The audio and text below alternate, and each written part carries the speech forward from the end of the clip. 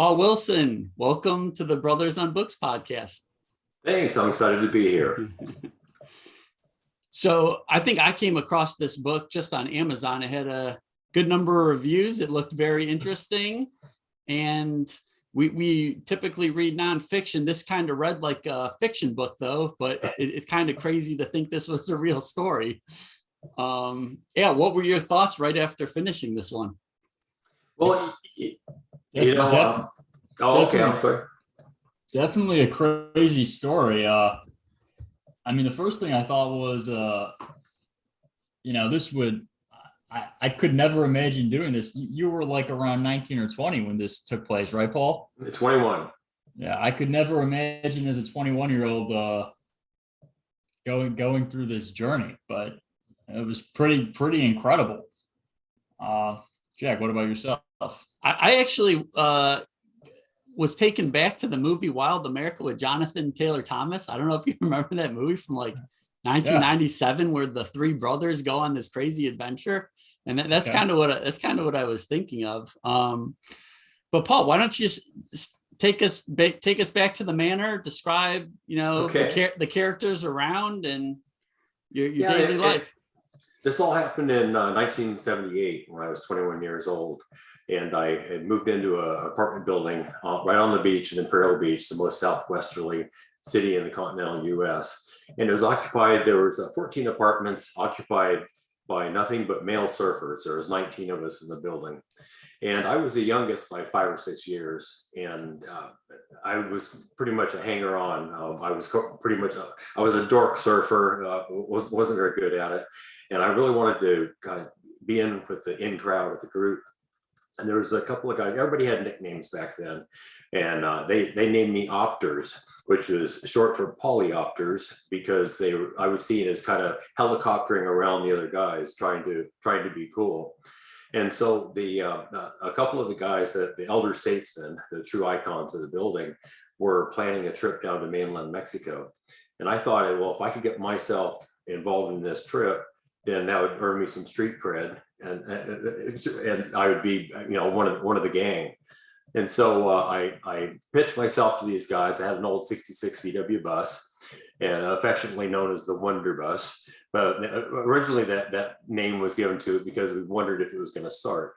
But after that, then I dolled it all up and everything, and got a personalized plate, 1DRBUS, and a frame said faster than a speeding bullet, which was just kind of an inside joke. But I learned later that the guys I was last on their list. They'd actually asked everybody else with a working car in the building if they would drive down to Mexico, down mainland with them. And so they kind of conned me. I was trying hard to sell myself on being the driver and being included on the trip. And the whole time they were leading me to believe it was a 2-week trip. And we were just going down to like tip of Baja or so. And then after I was all in, and too late to back out. If I backed out, I'd have to move. And so they let on that it was going to be 2 months and 2,000 miles down into Michoacan on the mainland of Mexico. And I had nowhere near enough money to make that trip. And so I concocted a scheme to rip off a supermarket in the next town north, Coronado, and robbed them of all sorts of merchandise and everything. I was working for the store at the time, and there was a period of time each Saturday evening / Sunday morning when the store was vacant for 3 hours. Other than that, it had people working or shoppers. And myself, my roommate, stole a huge overfilled Ford XLT 250 8-foot bed full of groceries and merchandise and everything. And I sold a bunch of that to pay for the trip, and then used a bunch of it for the trip. And then the reason for the title of the book, Bad Karma, is that when I did that, it was unbeknownst to the other 2 guys that were going on the trip. And then about 4 hours before we left, I learned, it was revealed to me that Moose, one of the characters on the trip, kind of the tough guy of the group, he had killed a gal in an automobile accident, his girlfriend, and was charged with manslaughter. And he'd been kept out of jail the whole time because he had his jaw broken and everything. And so they wanted to let it heal up a little bit before they sentenced him or confined him to prison. And so it was revealed that 4 hours before we left for the trip that he was supposed to report that morning for confinement. And so he was using me and my VW bus to duck over the border. And then the third guy, we called him Jelly. Handsome Jelly was his full name, but Jelly was a real heartbreaker, real ladies' man. And he, right as we were in the van getting ready to leave for the trip, his girlfriend shows up, and Jelly did something that just absolutely devastated her emotionally. And so each of the three of us had earned our bad karma, our dark cloud hanging over us on this trip for independently, unbeknownst to the other two. And so we went what was supposed to be 2 months in paradise ended up being about 5.5 weeks of just trying not to die. I guess if you could describe, I'd never heard of La Ticla. If you could give us like a kind of a little geography lesson on Mexico and how that became to be known as some famous surfing spot. It's when we were down there, it was a really tiny village. There was about 6 huts. Really, and a little palapa set up down by the beach because it was visited by Texans and Californians mostly at the time, and very rarely. We were the only 3 guys there for the whole period of time that we were there surfing. And it's a point where a river comes out, the Astula River empties in the Pacific Ocean on the coast of the state of Michoacan. And over the eons, the dirt and debris that washes out with the river when it floods had formed this perfect little point sticking into the ocean. And so the deep water swells come in off the Pacific. They hit that point and it forms the perfect wave going both left and right and coming into shore. And so a lot of guys make the trek. And at the time we were there, the main highway didn't go all the way through. They had attempted to build a bridge over the Astula River 3 times, and 3 times it had been washed out by seasonal monsoon downpours. And so we actually had to ford the river in the Wonder Bus to get into this place. That's why it was so seldom surfed by anybody, because it was nearly impossible to get to. That was. Do you want to just go over fording that river in your bus? I guess just starting with the maybe arrival trip, which was I guess a little more successful, and what that was like. And could you get around? I wasn't clear in the story. Could you drive around the river and get to the point in a different way? No, you're pretty much the only way to get there really, other than to drive about 800 miles in a circuitous route down via Acapulco and come north, was to ford the river. And when we got to the edge of the river, I didn't know almost no Spanish at all. And Moose knew about 50%. It was just kind of a butchered gringo type of Spanish. And we pulled up to the river to see that the bridge had been washed out, and there was construction trucks driving back and forth. And it was in Spanish, it's called an arroyo. It's a sometimes dry wash, with sometimes just a little creek, but every once in a while they'll have a big storm upriver, up inland, and the river will just rage, and it'll go from a few inches deep to 6-8 feet deep, and just tear the hillside apart and everything. And that's what actually formed the point break. There was all the debris and everything washing out when it raged.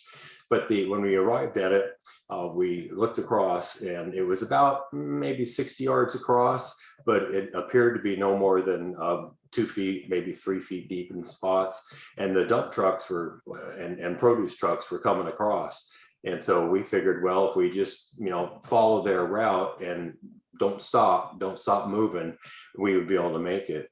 And the road people there, the superintendents of the construction site, were telling Moose, don't even try, you can't make it. There's no way you can make it. And so Moose translated it to me as, yeah, he says we can make it, no problem, go for it. And so, because he just really wanted to get across there and start surfing. And even if we drowned in the middle of the river, or the bus got stuck in the middle of the river, Moose still had us board, and he was going to get there to go surfing come hell or literally high water. And so we went for it, and I mentioned in the book, it was like driving a fighter pilot flying a plane through flak bursts or something. You were just dodging boulders and low spots and high spots, and made it all the way across. And all the trucks and everything that were on both sides started honking their horns and yelling and cheering us and everything, because it was such a feat to see this little VW bus make it across that river. So we ended up staying there for a few weeks and surfing, and when it came time to leave, it was a different story. So to get actually down there, it seems like you guys went through a ton of stuff. It sounded like you went through 38 or 40 quarts of oil, Yeah. and I mean that it was kind of MacGyver. Like I'm not very mechanical, but like how did you guys? Well, I guess it sounded like Moose worked with cars, and you seemed very mechanical. Can you walk us through how you replaced or worked on your engine and then put it back into the Wonder Bus? About 80 or 90 miles south of the border, after we left San Diego or Imperial Beach, we're headed south, the bus started leaking oil real bad. And I had brought 12 quarts of oil along. I was over prepared. I just had everything you can imagine. I mean, I thought I had 2 of everything on board. I had brought a case of oil.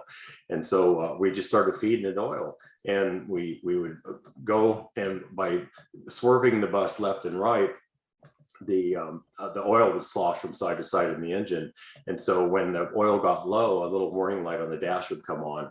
And so when it was getting almost, I didn't want it to get real low and overheat the engine. So by sloshing the thing back and forth every once in a while, I would be able to check the oil before it was out. And so we'd stop, and we figured we were getting about 35 miles to a quart at that point.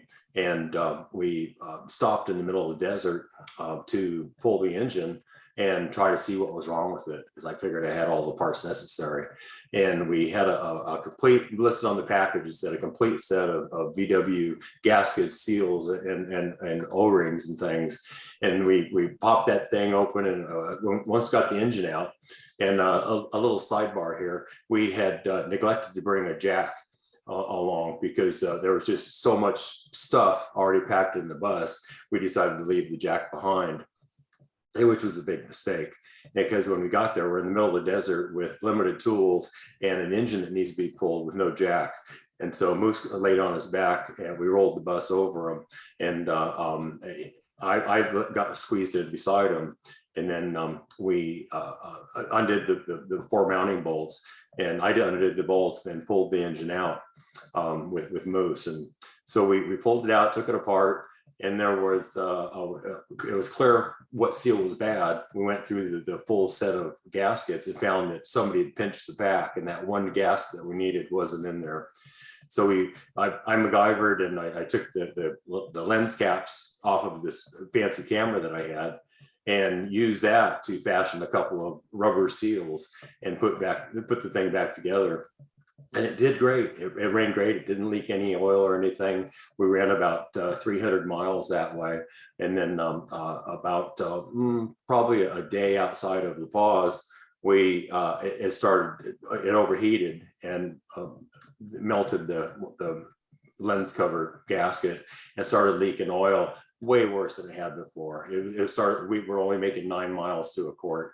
And so we just kept feeding it oil, trying to get to this La Paz Volkswagen distributorship to get the thing fixed. And we nursed it in, and we were down to our last quart of oil. We couldn't go any further, so we stayed the night in the driveway of the La Paz Volkswagen distributorship, where they put it back together and just blessed us with. I mean, they were heroes. They really were. They washed the thing inside and out, and they took photographs of them all standing around the bus as we were leaving and stuff. It was just such a big deal. Then we made it the last 100 or so miles down to Cabo San Lucas, where the ferry departed at that time, going over to the mainland. Now it leaves out of La Paz further up, because the Cabo San Lucas harbor proved to be too shallow for the big ocean-going ferries to come in. So we jumped on the ferry there, put the bus on there, and took off for Puerto Vallarta via open ocean ferry. Yeah, crazy. So this was probably one of the more incredible parts. So when you were putting the engine back into your car, he bench pressed the engine. Is that more or Yeah, less correct?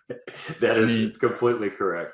Jelly and I set the engine on his chest and backed the bus over him, and then he bench pressed it up into place to hold it over the studs. And once it slid into place, I reached up and hand tightened a couple of nuts around it to keep it from falling out. And it was really a nail biter, because he was wearing out, he was getting weak, and the thing was weaving all around. And if it was going to fall, the only thing between it and the ground was my face. And so it was really kind of a nail biter getting it up there, but we just barely made it. And he started laughing afterwards. And I asked him, I said, "What's so funny?" He said, "Well, gosh, I realized that I'd not spent so much time in prison lifting weights, I never would have been able to hold that thing up there long enough. So being in prison saved our lives." And that was all in the dark too, wasn't it? It was. It's amazing. It was. In the Mexican desert, and we're out in the middle of nowhere. And what Moose had said to us when I said, "Let's just wait till morning," he said, "Well, we're headed south. We've obviously got a fully loaded van, and the banditos will come by here and rob us because they know we've got money." And so we went for it. We had to. Yeah. It seemed like he omitted a lot of facts to you while you were on this trip. Yeah, I was clearly being used. Wow. Yeah. I was being told just enough to go along. Well, you want to go over your experience on the ferry, because that was also a pretty incredible story too. Well, the ocean going ferries there are about 500 feet long, just a few feet over that, and they in the cargo area, they load in all manner of buses and trucks and vehicles and all that, and they take them across the ocean up to from the tip of Baja over to Puerto Vallarta or Mazatlan, depends on which ferry you're taking. And they so we all loaded in there, and we had a giant semi in front of us and a giant semi behind us, and they pack them in so tight that you're literally kissing bumpers with either one in front and back. And then I went up the top, and we left the harbor. And as I mentioned before, that the Cabo San Lucas harbor at that time was very shallow, and it kept filling in with sediment from the surrounding area. And so what they would do is they occasionally would dredge different areas of it. And as we were backing out of the harbor, because it was too small for that ship to turn around, we're backing out of the harbor, and it bumps the bottom. And so we hear this thud, thud, thud, thud, thud, and the shutter and the thing comes to a stop. And the captain comes on, and with broken English, I should back up just a second there, because prior to departing, he said, "We've been notified that there's a large Pacific storm, a hurricane in between on our route.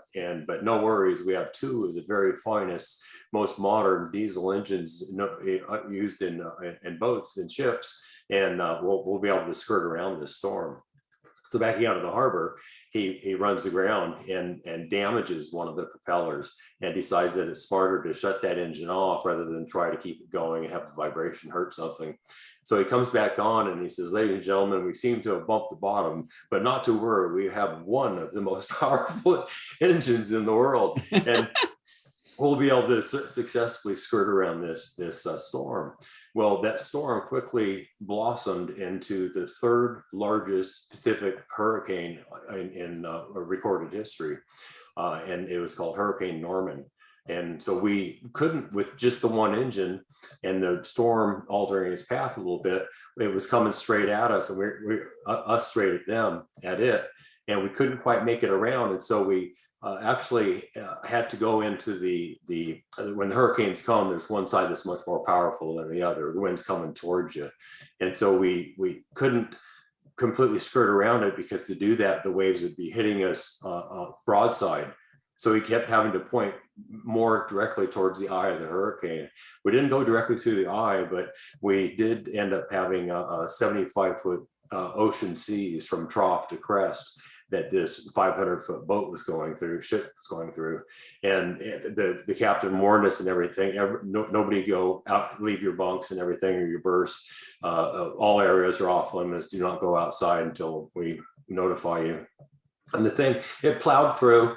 The whole one at one point, the ship heeled way over on one side, and it ruptured some sort of check valve thing in the wastewater system of the ship, and it ended up creating geysers of sewage effluent coming out of the sinks, the showers, the toilets, everything, and flooding the berth area. So we had down the aisles and in the berth and everything, we had between 4 and 6 inches of this sewer sludge ship bilge rushing to and fro in the ship. And needless to say, everybody on that ship was seasick, violently seasick. And I pondered at one time, do people die from seasickness, or do they just feel like they want to die? And because we definitely all just wanted to die and get it over with. It was horrible. But what was supposed to take between 12 and 13 hours ended up being about 25 hours going across. I mean, that has to be one of probably the most unpleasant experiences I could even imagine, like sitting in a rocking boat in sewage and vomit. Does not sound pleasant. It was horrible. It was just, and Moose was the last holdout as far as getting sick. And he came running in at one point. He had gone out in the hallway and projectile vomited out in the hallway. And he came charging back into the room, and the sludge followed him in the door, and like an oncoming tide. And he slipped on that and fell right in it. And so like his namesake Moose, he was like a fallen animal, stricken animal at that point. Yeah, because you got nowhere to go. Nowhere. You're on this thing, and the pitching and rolling was just tremendous. I mean, you'd get up to these crests of the waves, and then it would hesitate for a second, like it was going to level out, and then it would just tip 20 or 30 degrees downward, and you go rushing down into the trough, and then just like an elevator ride that was lurching back up again, you'd go back up. And so you had this, not only the motion of to and fro, but the rising and falling constantly. It was tough.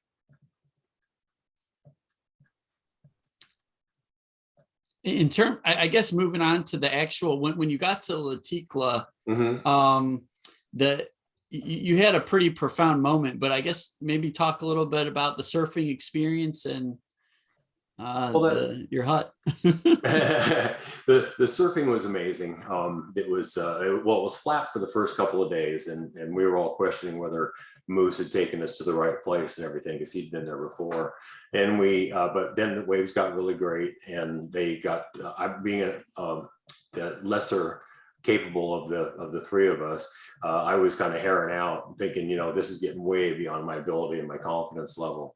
And so I still went for it and everything. We surfed all day, and then got out and had some lunch and everything. And we were going back out for an afternoon session, and the surf just continued to grow.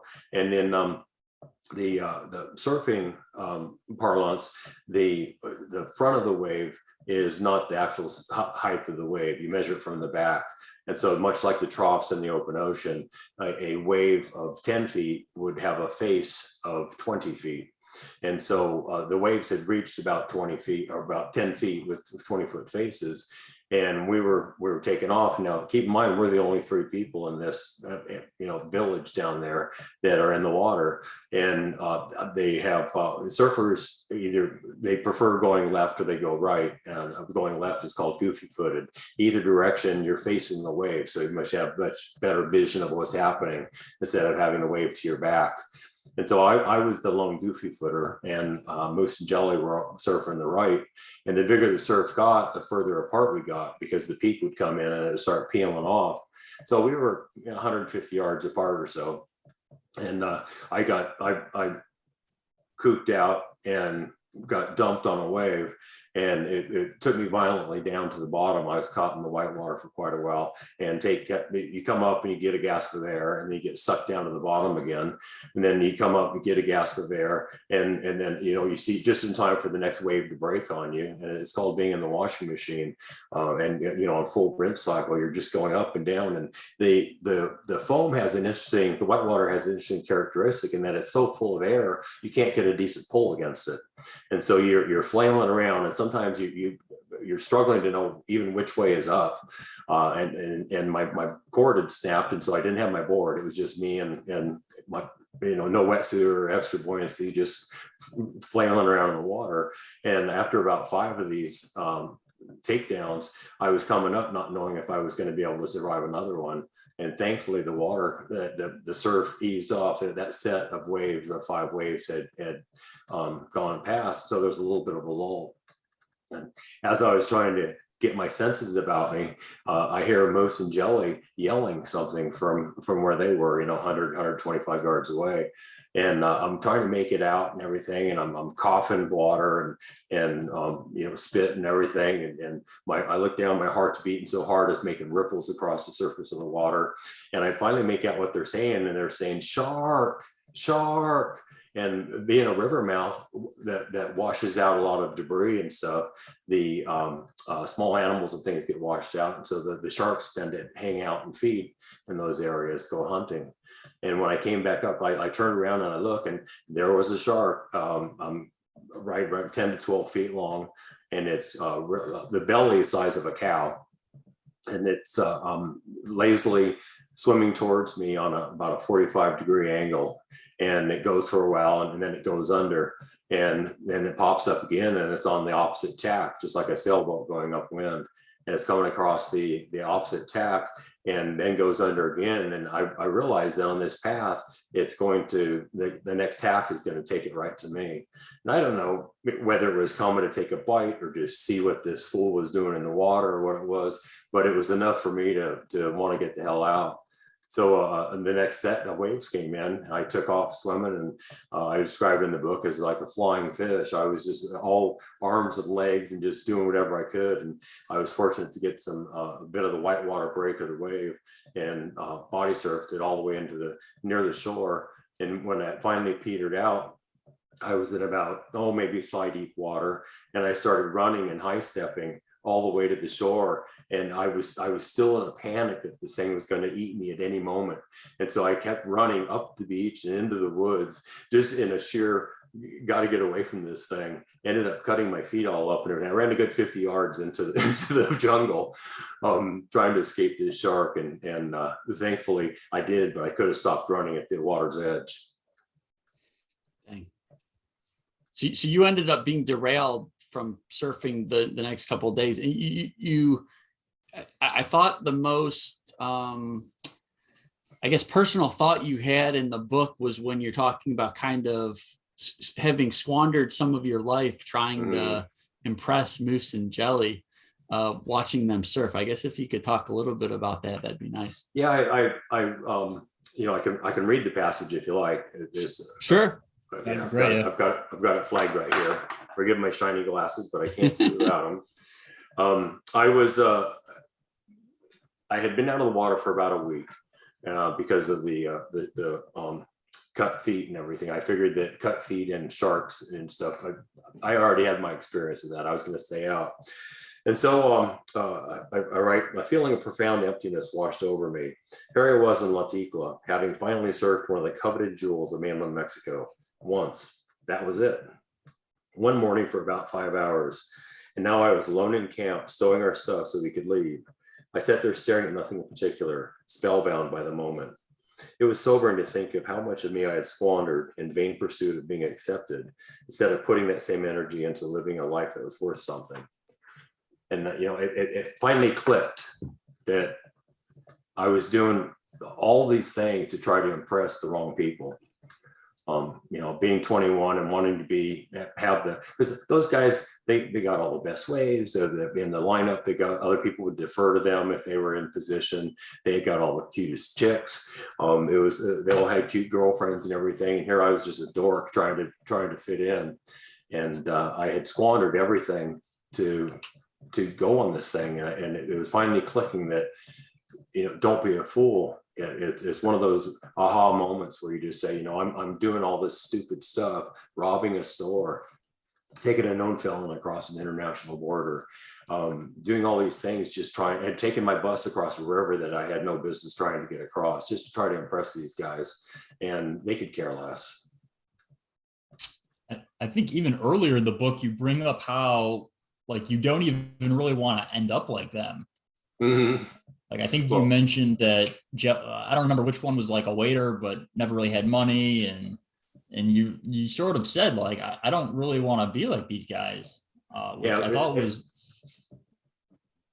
it was really starting to click. Pretty, sorry, yeah, go ahead, Paul. No, it was really starting to click, as I spent more time around these guys, instead of, just kind of knowing them from the manor in Imperial Beach and in the surf and everything and at parties and stuff. Spending time with them, I started realizing what losers they were. And here I was busting my balls to be anything, to be one of the losers. And Moose had nothing in his future going on. If he returned to the States, he's going to be arrested and go to jail. If he stayed down in Mexico, what was he going to do there? Just surf all the time, live off the land. And then Jelly was a part-time waiter, and he always had these schemes of importing things into the States. Like he set up a deal to import a double semi-truck full of limes at one point, because he figured that the Mexican limes were so cheap that he was going to lock up the lime market in San Diego, and it ended horribly for him. So, but he had all the limes everybody wanted, that's for sure. He was just giving them away at the end rather than have to store them.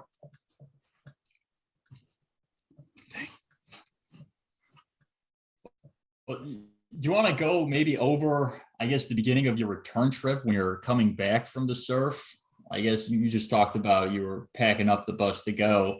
You want to sort of go over, because incredibly, that seemed like more of a disaster than the arrival trip. Well, every day was a different disaster. I mean, the people and the law enforcement and everything, we had no problems with them. They were phenomenal. The people, they would give the shirt off their back if they thought you needed it more than they did. It was just amazing. And the return trip, we got to the river's edge, and it was raining inland, and a big storm was coming. We were warned that you guys might want to get out of here, because even the construction guys were bailing out and leaving the area because they were expecting a flood. And we got to the edge of the river, and the dump trucks were going across, and even though it was a little wider and a little faster and a little deeper, I thought, I got to get out of here. And so it's time to go. We went for it. We got about halfway across, and the rear end got pushed sideways downstream, and I floored it. And when the when the tires met with the soil at the bottom of the river, of the arroyo, it caught suddenly, and between the thing wanting to pop a wheelie with the tires spinning and hitting the dirt, and the current flowing under the bus, it reared us up like a stallion, and we went forwards about 6 feet and ended up getting high centered on this big boulder that was hidden underneath the water. And so now we were on this big rock with all four wheels off the bottom, and just at the mercy of the water. So we got out, we tried to get it off one way or the other, couldn't do anything. It was just stuck up there. And the water was it was rising quickly. And it went from knee deep to thigh deep to waist deep, and it just kept coming up. And we decided that, we better salvage something. We're not getting the bus out of here tonight. And so we started unloading everything and took it up onto shore, ferried it back and forth. And Moose was the typical ass. He took his stuff only and wouldn't come out and help, get any of my stuff or our combined stuff or anything. And at one point, he's up on the shore, and the Jelly says to him, "Hey, Moose, come on back out. We're going to try to get one more load." And he goes, "No, I've got my stuff. I'm just going to hang out here." And so we went back out, Jelly and I. And so I figured that if we opened, the water was getting high enough now where it was starting to really push the bus around. I didn't want it to come off the rock, because it had spun it around. We're now perpendicular to the flow of the water. And then it had gotten high enough and strong enough. I figured if we opened the front doors and let the water flow through it rather than just push on the side, that it would keep it from rolling off the rock onto the side. So we did that, and the water came rushing in, and it slowly quickly filled the back of the bus, flowing through an awesome stereo that I had there bolted down, and depositing tons of mud in there and everything. And at one point, Jelly is saying, "All right, well, we got to get back to shore." And just then we hear this just rumbling of a freight train coming upstream. And we look, and from where we were, we could see probably 300-400 yards upstream. And this just whitewater wave was coming down the stream, some sort of earthen dam or something had broken loose. And just about 2.5, 3 feet of water on top of the already 5 feet deep water was rushing around the bend. And it's carrying all manner of everything along with it, pieces of sheds and tools and implements and bushes and branches and stuff. And we hear this wailing, and it's either a calf or a goat or something that's been caught up in the tangle of branches at the front of this deluge, and is tumbling around and screaming bloody murder. And so Jelly, I said, "Jelly, you can't go for it. You'll get caught up in that and drown." So he came back, and the two of us linked arms and hugged the surfboard racks on the top of the bus, and prepared to, meet our maker or whatever, and didn't know what was going to happen. And the water hit us, and it flowed all the way up over us, and it lifted the bus off the rock, bounced us off the bottom. And then with the two front doors open, the bus turned, and those were like Dumbo, the elephant ears. And they acted as water wings or sails, and it turned us around pointing downstream, and it pushed us downstream, partially floating, partially bouncing off the bottom. And we went for just over a mile downstream, riding on top of the bus. And we had so much debris hitting us and everything that we would go down and cover up and try to get out of that. Well, you could only hold your breath for so long. You'd have to come up and get another gasp of air. And the river had picked up all sorts of like red clay mud. And so we were just, we were coated in this stuff. And the only thing you could see were our eyes and our teeth. Everything else just blended with the river. We went down, and as when the surge of water, when the flash flood first hit us, the last thing we saw before we both got knocked under was it whipping up on the riverbank and taking all of our stuff that we had saved and moose and knocking them into the river as well. And so it swept right through and took everything. So every possession that the three of us had were lost, washing down the river. We ended up getting to a wider, shallower place near the river mouth, and finally coming to rest. And we spent the night out there. And by morning, the water dropped down about 4 feet, and we could actually, a local villager came and threw us a rope, and we were able to get out and get to the side and negotiate with a dump truck driver to help pull the bus out. Man, how did you not die? that was my first thought when I read this. Well, I figure if you have 9 lives, I used up about 4 of them on that trip for sure. There were several times when, between the shark and the ferry boat and the hurricane and the flood, there was several times where I thought, well, this is it. This was stupid. Not to mention the gas station or the train station sandwiches or bus station. Bus station, yeah. Dang. Yeah, I had spiffed out my bus with I enlarged the pistons and everything and the things that had more power. I mean, you couldn't have the Wonder Bus without being souped up. And so at the local boat, we got the bus pulled out of the river and everything. And once we cleared it out enough, we had it towed to a nearby, well, maybe 100 miles up to a Volkswagen distributor to rebuild it. And they said they couldn't do it because we didn't use authentic Volkswagen parts in it, and they weren't about to put them in for the liability of it. And so I took a bus by myself to Mexico City from Colima, which is, I guess it's probably a 10-hour bus ride, 12-hour bus ride. And we took a bus up there, and we changed buses in Guadalajara. And I was hungry, and I went into the bus station, and they didn't have anything to eat. And there was nothing, and none of the local shops around there were open because it was the middle of the night. And I ate this god-awful sandwich. They called it drowned sandwiches. It was a carne pork carne sandwich that was drowned in juices and everything. And evidently it had been in this cooler for way too long. And not knowing enough Spanish, I kept asking the guy, "Are these good and everything? Are they okay?" And he said, "Oh yeah. I had them." You know, what he was saying was, "I had them a couple of days ago and they were good." Well, a couple of days later, they weren't so good. I took just enough of it to get myself sick, and I ended up being sick violently all the way from Guadalajara to Mexico City. And they, the other, different disaster every day. Well, on the way to Mexico City, the bus had an engine fire. And because I was so sick, I was back in the restroom the whole time, or the seat across from it. I was, my shoes were untied, and because of a failed attempt to get my pants off, because I was so violently ill out of both ends. Embarrassing to say, but I was about to die, and I start smelling smoke, and I tell the co-driver who's in the bunk over the engine compartment, "Hey, there's fire, and he's all, 'Shut up, man, what is it?' and everything." And he says, gosh, I'm drawing a blank on the word for it now, but the word for what is it, bullshit or something in Mierda. Yeah, mierda, there you go. So he goes, "Oh, mierda," and goes running up to tell the other driver that the engine's on fire. And so I think that mierda means fire. So I start walking up the aisleway, keep in mind it's about 2 a.m. and all these poor people are asleep, sound asleep, and they've already had to deal with this stink from the back of the bus from this American guy.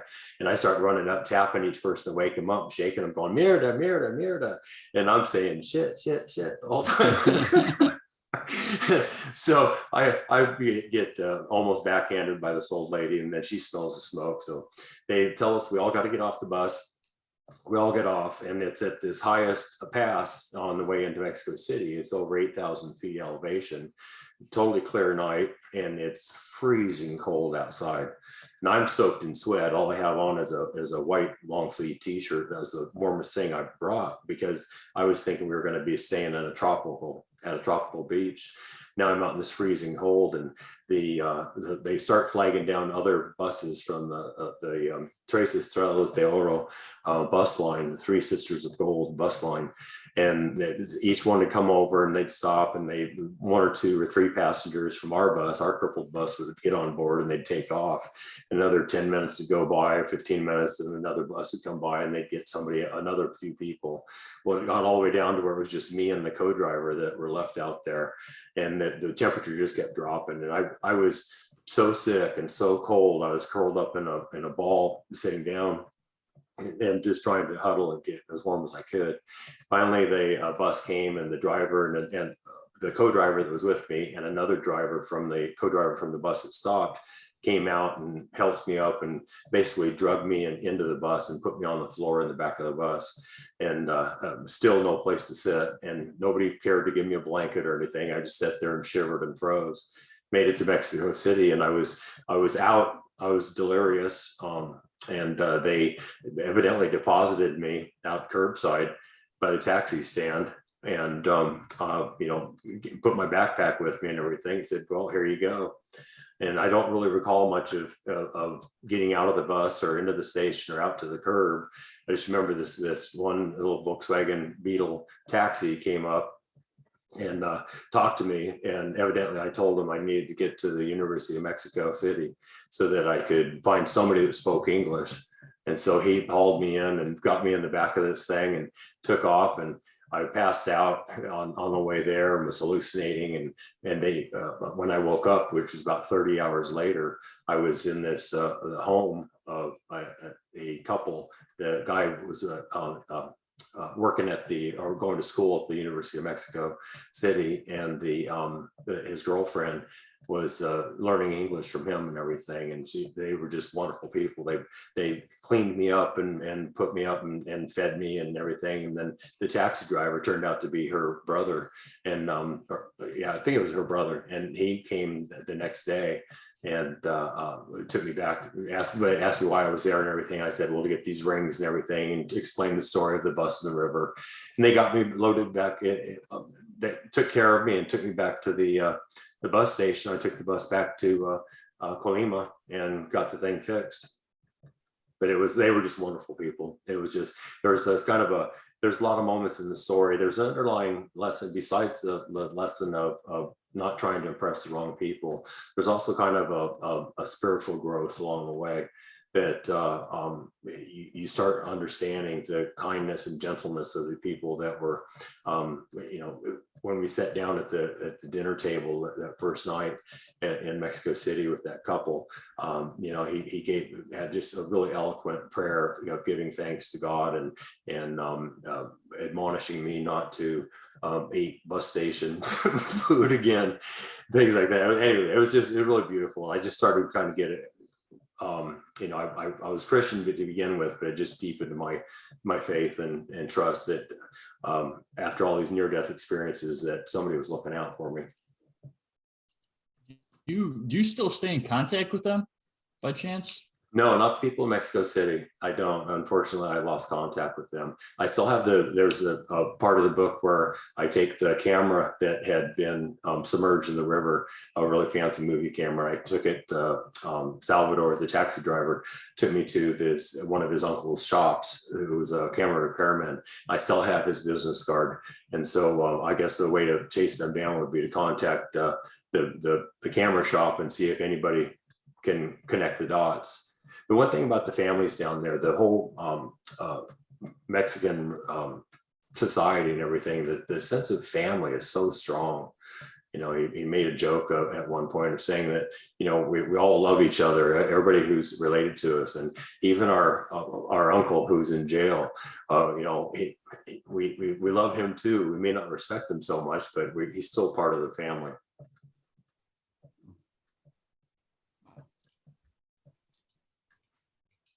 And I guess this culminated with an encounter with El Chapo. Wanna walk us? Yeah, well, when we got the bus repaired, and for the third time the engine was out in Colima and took off on the road to go north, we heading north, we went through Puerto Vallarta and on up the way, and we're heading up through the mainland. And we had they had refixed the engine, but somehow water had gotten into the transmission, the transaxle they're called in those things. And as it got warm going through the Sinaloa desert, the water evaporated, turned to steam, and blew the seals out. So once again, I'm driving along, and all at once the rear wheels lock up, and we come skidding to a stop, and we're stuck again. And we're about 25 miles north of a little town called Wasabe in Sinaloa. And so Jelly stays with the bus to protect what's there. And Moose and I hitchhike back into Wasabe, hoping to find somebody to come with a tow truck or whatever to tow us back to Wasabe, where, we'll get the bus fixed or leave it behind, whatever has to happen. So we get up there and we're in Wasabe, and there's it's about 110 degrees out and humid as heck. And there's it's on a Sunday, and there's some sort of national holiday or something going on. So there's nobody working, just a lot of people sitting around in the shade drinking. We come across these two guys sitting on the hood of a white Chevy taxi, and they've got a mostly empty bottle of tequila sitting between them. And we start talking to them, and they go, their names are Joaquin and Angel. And they're related, and and also best friends. So we start talking, and we say we need to get towed off the road and back into town. And they say, oh, we have this really great rope and everything. We can take care of it. We'll tow you back. We do it all the time. So, okay, well, great. Go. But first, can I see the rope? So he opens the trunk part way and pulls this rope out that's, it's as big as your arm in thickness. And so I think, wow, good grief, that'll be a great rope. No worries there. So we drive back out to the bus, and he pulls the rope out, and it's only about 6 feet long. And I said, well, good grief, where's the rest of the rope? He says, oh, well, I cut it in half and shared some with another guy that wanted to do the same thing. Well, I said, well, by the time we tie our rope to my bus and to your taxi, we're only going to be a foot apart. And so he, yeah, well, we can still do it. So I MacGyvered a couple of things by kind of wiring the rope together, so I didn't have to use up a bunch of rope in knots, but I was still only about 18 inches behind. And when I get in the driver's seat, I can't see the back of his trunk. I can only see the top of his trunk. I mean, I'm that close. So we get back out on the highway and we start going back, and at 20, 25 miles an hour, it's, feeling okay, just a little nervous. And then he says, Moose and Jelly are in the taxi, and I'm riding in the back with this Guatemalan guy I picked up just for company on the drive back. And so we're going along, and we look up, and those guys are passing joints around in the car, getting high. And they kind of just lose track of us even being back there. They start, the speed starts getting up, and it's going 40, 45, 50, 55. And he's starting to go in and out of cars and stuff. And I'm like getting haired out. And so I hit the brakes a couple of times trying to signal them that, hey, come on, slow it down. And they can't even feel me because the VW bus is so light and their car is so heavy, 4 people. And what I found out later was a large load in the trunk. And so I start honking the horn. Well, that got the attention of 2 federales, like CHP type officers on the other side, on the northbound side of the highway. We're heading south, and there's a divider there, so they couldn't get across. So they went up to the overpass, and they go across the overpass, come down, and they fall in line behind us. And they're probably maybe a little more than a quarter mile behind us, but they're gaining on us fast. And so I figure, oh well, Joaquin's going to pull over. We're going to get a ticket for towing with a rope on the freeway. He does, and he punches it, and he floors the thing. And the old Volkswagen I was driving, the speedometer pegs at just over 80 miles an hour. So it went right up to past 80 and pegged and was glued down. So I know it was going at least 83, 84 miles an hour, probably much faster. And he's pulling me on, and it's like a rag doll behind him. And I'm doing everything I can because he's going in and out of cars. It's amazing how congested the road looks when you're going 30 or 40 miles an hour faster than the rest of traffic. And so he's weaving in and out of people and everything. And I'm just doing everything I can not to tip over or fishtail or wipe out. The Guatemalan guy with me is hanging on to the oh my God handle on the front of the dash there, just hanging on for dear life, and just praying and everything. And we come up, and there's the traffic starts slowing down, and it's slowing down in front of us, and we look up ahead, and it's because there's an old farm tractor, and he's towing 3 of those really large propane tanks, the ones that are about 15 feet long, with each on a single axle. And he's towing it down the road, and it's weaving around, it's fishtailing around like a serpent on the road, so much so that nobody wants to chance passing him. And so the traffic's backing up, and it's going maybe 15, 18 miles an hour as fast as the tractor was pulling the propane. And so I figure, Joaquin's finally, he has to stop now. But no, not him. He goes whipping past it, and he just kind of tucks into the undulations of the propane tanks and whips on by. And the police, they were more sensible. They stopped because it was too unsafe to go past. But we didn't. We went on by, went up about another 10 miles and whipped off onto a dirt road, side road. And now he's hauling ass across this road that's filled with chuck holes and pop holes and ruts and everything. And I can't see him. All I can see is the top of his trunk. And so I probably missed a couple of them, but I think I hit most all of them. And the Guatemalan guy, he's bouncing out of his seat and ending up in my lap, and I'm bouncing out of my seat and ending up in his lap the whole time, trying to hang onto the steering wheel and not crash. We finally come to a stop in this grove of trees. And I jump out, and I'm up loaded for bear. I don't care who's in there. I'm going to go throttle this Joaquin dude. And I go up, and he goes, wait. And Jelly stops me. He goes, wait, we couldn't stop. We'd go to jail. And I said, for what? For running away? And he goes, no. And he lifts up the trunk lid, and there's about 300 kilos of marijuana in the trunk. So he was going to be making a delivery later. And I learned later on that when we went back, he ended up keeping my bus for me for about 10 days while I went back up north and rode the last 900 miles back to San Diego. We were completely broke at that point. We rode the last 900 miles and caught a ride in an old chicken truck. And it was loaded up with so many crates that we had to clear an area a little bit smaller than the area of a half a sheet of plywood for the three of us. Couldn't stretch out or do anything. I think the guy was just out to torture us because he only stopped once to get gas, and the rest of the time he just kept going and going and going. And I mean, we were trying to pee off the tailgate, and just it was hot and dusty. And the only blessing was that the wind speed was keeping the mosquitoes from getting us. And but we ended up getting there and getting on a bus with the last $4 we had between the three of us from Mexicali over to Tijuana, and made it home from there. So Moose went back across the border when you guys got back. Yes. He wasn't worried about being immediately arrested trying to cross the border, or getting arrested when he got back. I think he was, but he had formed a kinship with Joaquin down there, and had learned that Joaquin was a mid-level guy with the Sinaloa cartel, Wasabi Sinaloa cartel. And so he was being Moose, always up to no good. He had worked out a deal with him to start running pot for him from Wasabi, taking the ferry across and up through Baja and then crossing into the United States.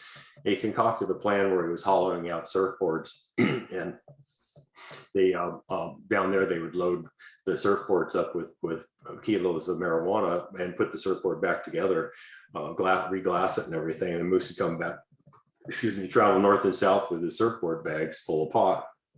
And so when he came back over the States with me, he came up, got some cash together, turned around, went right back down, and went into business. So he actually was down. We took us about 7 or 8 days to get back down to get the bus. My roommate, the same guy that helped me rip off the store originally, drove me back down. My best friend, we're still best friends. He's the best man at my wedding last November. I mean, we're still really tight. And but we went back down and retrieved the bus. And at that time, we got a chance to hang out with Joaquin long enough. And at one point he says, well, you guys have such funny nicknames. There was Moose and Jelly, and my friend's name is Pedro, which was dog in Spanish. And that was shortened from horn dog in English. And I was Opters. And so he kept asking us what our names meant and everything. And Ed's a full Mexican, or Pedro is a full Mexican, so he understood, he was the translator between us. And Joaquin said, well, I don't like people to call me by my name because it means shorty, but my name is Chapo. And so it was Joaquin Chapo Guzman. And so I had his phone number, and I had to write in my little travel book, my wards mileage book and everything.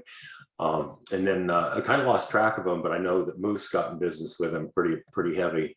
And he ended up being busted on taking a ferry across on the boat from Puerto Vallarta to Cabo San Lucas, because the guy just couldn't keep from smoking pot all the time, and he smoked some of his product on the ferry boat, and they arrested him getting off the boat for smoking pot. And then when they lifted up his surfboards and they realized how heavy they were, they inspected and they busted him for trafficking. And he spent some time in a La Paz jail, and then somebody pulled strings, probably the cartel, got him moved to Tijuana, and then he was extradited from there to serve out his 4 years term for the manslaughter charge he had originally got busted for before we went. When he got out 4 years later, he established a much higher. Joaquin had moved up the ladder and was running much greater volume of marijuana across. And Moose hooked back up with them, and him and 2 other guys established a pretty high volume drug smuggling ring into Imperial Beach, and they were running thousands of pounds of drugs a week. And they were bringing it in on trawlers, and then taking Zodiac boats up onto the beach with the loads, and then taking those Zodiacs, throwing them into the back of a rental truck, and taking that to a house in Imperial Beach where the loads would be broken down and distributed. So that went on for a while, and then that ring got busted. Moose escaped the night it was busted, and immediately headed off back down to Tikla. And he was down there for about a year, and he was unfortunately, he but he's by then the bridge had gone through, and the town was really getting populated, and a tourist attraction between New Zealanders, Australians, and Texans and Californians. People all over the world were coming there and just occupying it. And so Moose set up a little marijuana business down there, and he was buying kilos of pot from the La Familia Michoacana cartel in the town upstream from up in the Estula Valley.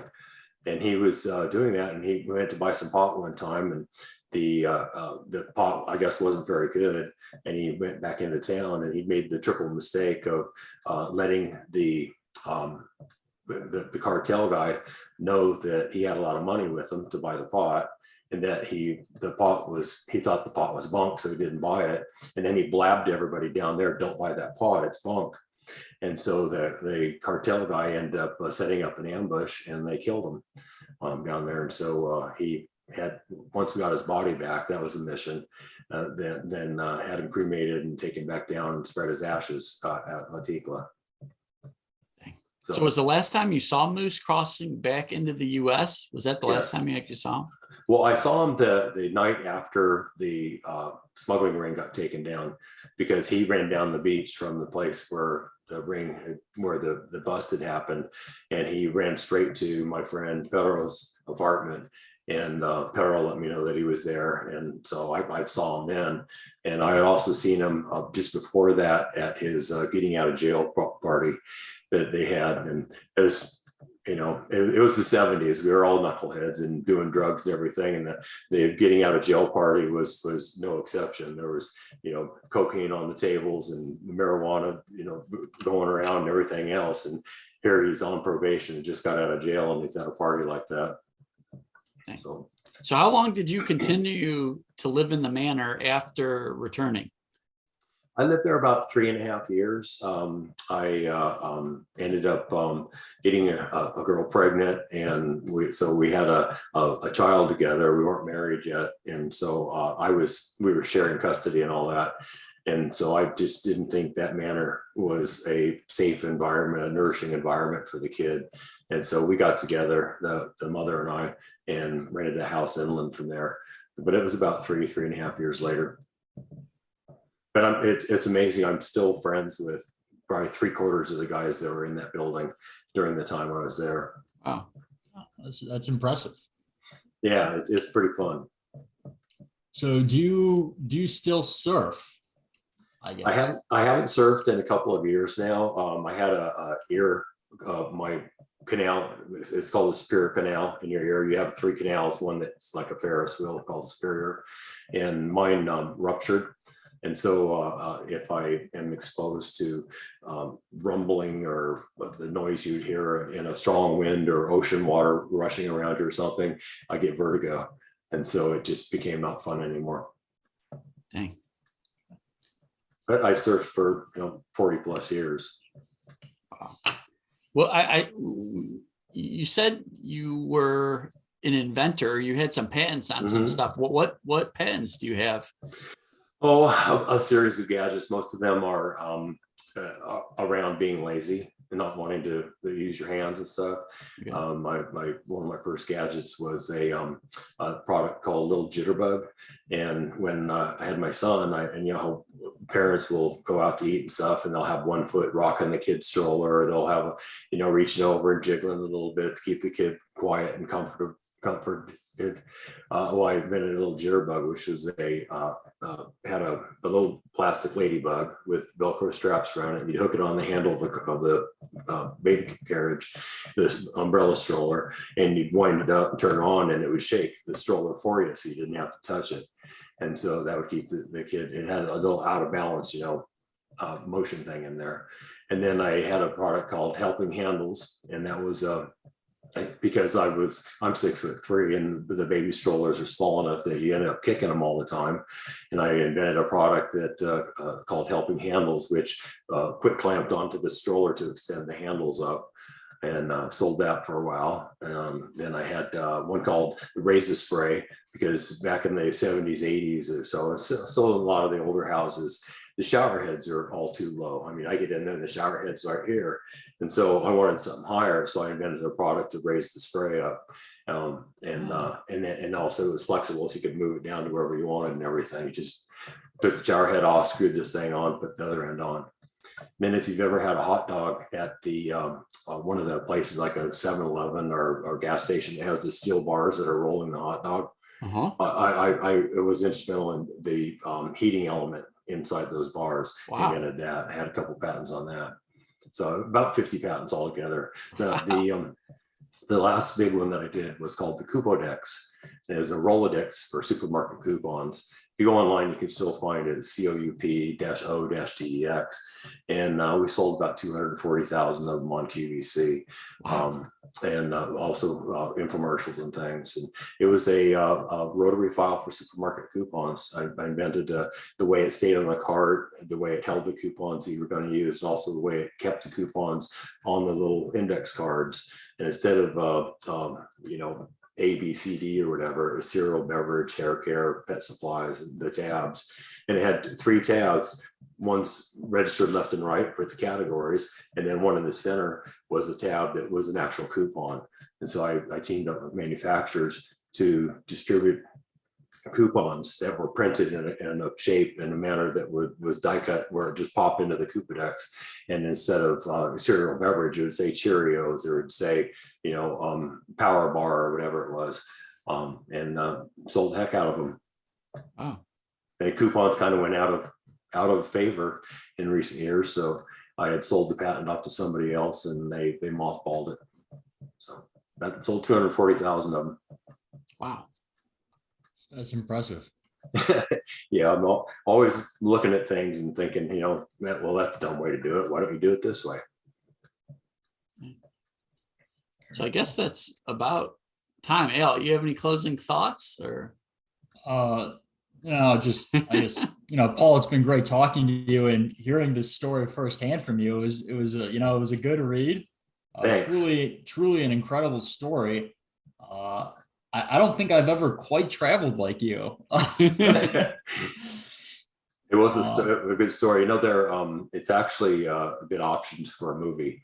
I'm not at liberty to tell you who with yet, until they make the announcement. But we've signed the papers, which is pretty exciting. Very cool. Okay, that was going to be my question, actually. Yeah. Because it really when I was reading this, it really took me back to my favorite movie growing up, which is Wild America. Mm-hmm. And I can definitely see this being a movie. Yeah, hopefully they won't change too much, but they always do. The first producers I met with way back when, they said, well, we really like this and everything, but there's no love story and there's no shooting, so we're going to pass because it didn't meet their formula. But then the 4 other production companies approached me, and the last one I decided to go ahead and go with. So it should be fun. Very well, cool. It sounded like there almost was a love story, though. Almost, yeah. With there well, actually kind of 2 of them. A guy wanted me to marry his daughter in Colima and take her back to the States because it was her dream, and he didn't want her to be working at the Hugo Landia anymore. And then the girl that I was really smitten with was the girlfriend of the guy in Mexico City. And of course, it was just a friendship and everything, but she was just absolutely drop dead gorgeous. And so I was just sitting with her. Wow. So Paul, where can people go to find more about you in the book? Well, the book is Bad Karma, the true story of a Mexico trip from hell. And it's available at all major retailers and everything, at Amazon, Barnes and Noble, Costco, any of the online sites and everything. If they're in, it's being sold in about a dozen countries. We just did a deal for a Russian translation version, and then also signed with a publisher that's going to be handling Italy and France. So it's starting to really kind of pick up the pace and get into more brick and mortar stores. I wasted a year after I wrote the book trying to get a publisher or an agent, literary agent, to pick it up and take it. And after being told it would never sell by so many people or ignored, I finally formed my own little publishing company called Oceanfront Publishing, and we have exactly 1 book. And so that's I went in the self-publishing route, and it seems to have really caught. Wow. So internationally, counting all the other markets and everything, we're approaching 6 figures in copies sold. So it's much more profitable when you self-publish than giving all the money away to other people. So the per copy profit is definitely a better deal. Awesome. Well, Al, you wanna take us out? Paul, it's been great having you. Thank you for agreeing to talk to us. We are, I'm Alex Allweil, and with me is Jack Allweil. We are the Brothers on Books. You can always reach out to us at brothersonbooks@gmail.com. If you have any book recommendations that you would like to read, please recommend this to a friend, family member, or coworker if you liked it, and give us any recommendations. Jack, what is our next book that we're doing? Our next book, I think, was your pick in the book draft. We are reading Seducing Strangers, How to Get People to Buy What You Are Selling. So Sounds like a great title. Yeah. So that's the next book. I'm looking forward to it. I haven't started reading that one yet, but should be good. Well, I'm not going to seduce any strangers, but I'd be tickled if they went out and checked out the book. Well, we'll be sure to link to your book. And Paul, it's been a pleasure. And keep in touch. Yeah. We will. Take care. Thanks.